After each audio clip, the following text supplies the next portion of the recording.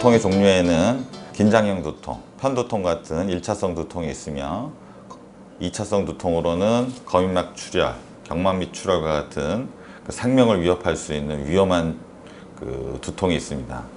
65세 이상 노인에게 있어서는 또 그런 긴장형 두통 같은 게 가장 흔하지만 생명을 위협하는 거미막 출혈, 경막밑 출혈과 같은 심각한 장애나 생명을 위협할 수 있는 질환이 있기 때문에 노인에게서 두통은 흔하진 않지만 이런 위험한 두통을 먼저 감별하는 것이 중요하겠습니다.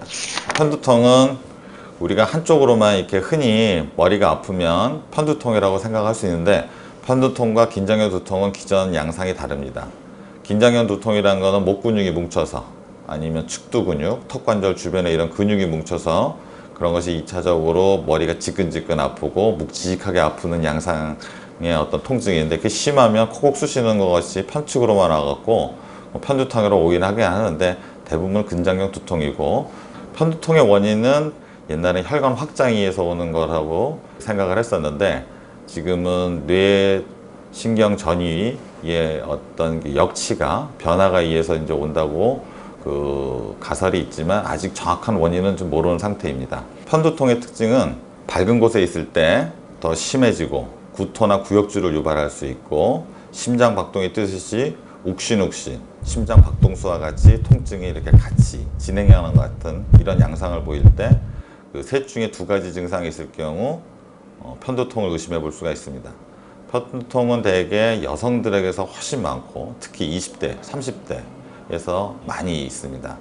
대개 한 달에 2번 이상 2, 3일씩 아프고 생활이 정말 고통스러울 정도로 통증이 일주일에 2~4차례 있으면서 약물에 잘 반응하지 않고 대개 이런 분들이 참 두통 때문에 고생을 많이 하는데 대신 나이가 드시면서 보통 한 40대 후반, 50대 가면서 이런 편두통의 증상이 약화되는 경우들이 있습니다. 이런 경우들이 좀 특징적이라고 볼 수 있습니다. 편두통과 긴장형 두통을 이렇게 좀 나누긴 하지만 사실 임상에서 보고 또 아직 일부 사람들이 지금 이론으로 하고 있지만 혼합된 양상의 두통들이 훨씬 많습니다.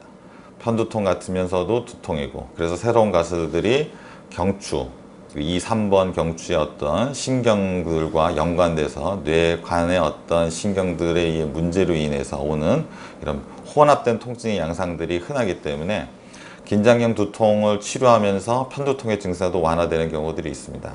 예를 들면 약물에 의해서도 효과가 있고 물리치료를 받아도 효과가 있고 물리치료에서 뭐 견인치료라든지 초음파 치료했을 때 효과가 있는데 어떤 주사 치료를 했을 경우 그러니까 문제가 되는 근육 주위에 통증 유발점 등 같은 거를 주사 치료해서 해소됐을 경우 편두통의 양상도 확연히 줄어드는 경우들이 우리가 좀 임상 경험에서 흔히 나타납니다. 편두통에 아주 특징적으로 잘 듣는 약물들이 있는데 그런 약물들의 남용이 좀 우려가 되고 있는데 그런 분들조차도 긴장형 두통의 부분들을 해소했을 경우 그 약물 사용 빈도가 줄어들 수도 있습니다. 추가적으로 우리가 두통이 있을 때마다 약국에서 약을 사 먹고 또 장기간 이제 두통에 시달리는 분들이 통증이 심하지 않은 경우도 약을 자꾸 복용하게 되는데 아이러니하게도 두통약을 계속 장기간 복용했을 경우 그 약물 자체로 인해서도 두통이 유발되는 경우들이 있습니다. 그런 경우는 약을 끊어야지만 두통이 해소되는 수가 있습니다. 그렇기 때문에 꼭 두통에 관련돼서 본인이 임의적으로 처방하지 말고 약 의사와 상담을 하는 경우도 중요하겠습니다. 우리가 종종 두통이 있으면은 혹시 뇌내 병변, 암 같은 거를 많이 걱정하게 되는데 사실 암성으로 오는 두통은 흔하진 않습니다.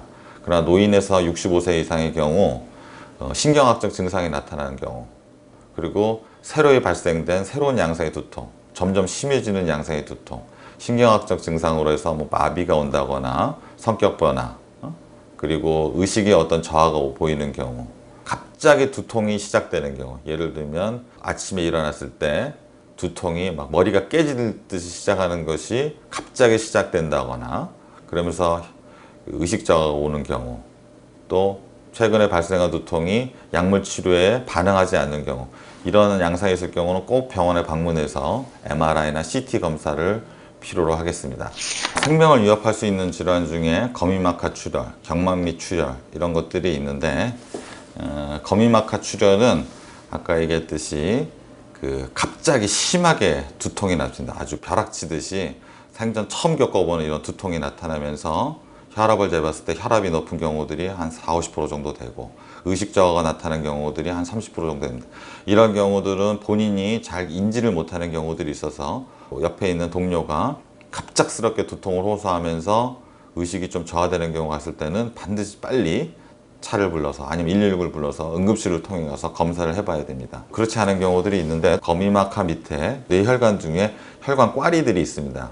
혈압이 높은 분이라든지 혈관이 이렇게 퇴행성 변화를 겪으면서 혈관이 이렇게 부풀어 오르는데, 그 혈관이 부풀어 온 거에서 약간 터져서 미세한 출혈이 있습니다. 그러면서 그런 게 뇌막을 자극을 해갖고 통증이 심하게 이렇게 오는데, 문제는 그것이 통증이 한 몇 시간 있으면 또 가라앉는 경우들이 있습니다. 그래서 이제 방치를 하게 되는데, 그런 경우 며칠 내로 정말 혈관이 터져서 심한 출혈을 인해서 의식 저하와 함께 생명을 위협할 수 있는 단계가 오고, 그렇게 되면 이제 수술을 해야 되는데, 그런 경우 수술하고 예후가 좋지는 않습니다.